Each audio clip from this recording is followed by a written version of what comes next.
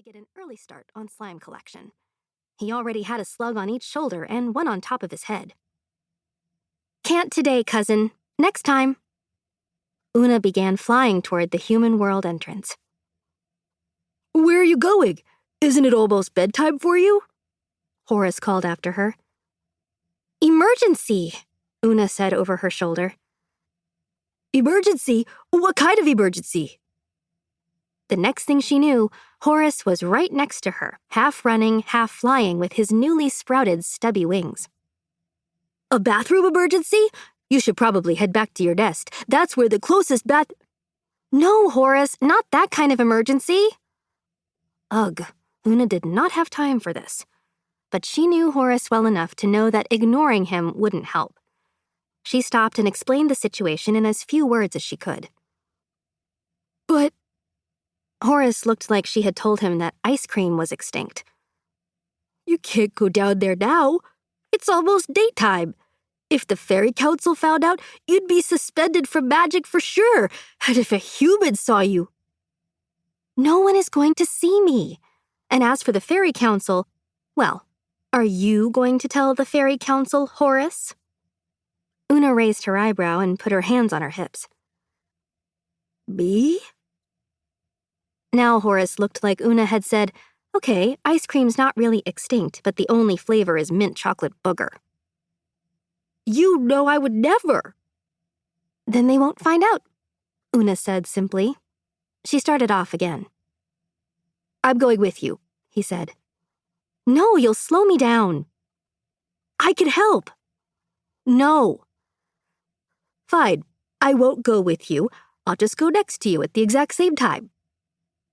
Crud muffin. There was no getting around the fact that stubbornness ran in their family. "Okay, you can come, but no more questions," she said. "Now, we've just got to make one quick stop." Horace and his slugs followed as Oona darted into a willow grove and paused at the biggest, droopiest willow. They were in front of Lucy's house. Lucy was not only Oona's best friend, she also happened to be the one and only Tooth Fairy. Oona pressed her finger to her lips. Horace nodded. "Is Lucy coming with us too?" Horace whispered.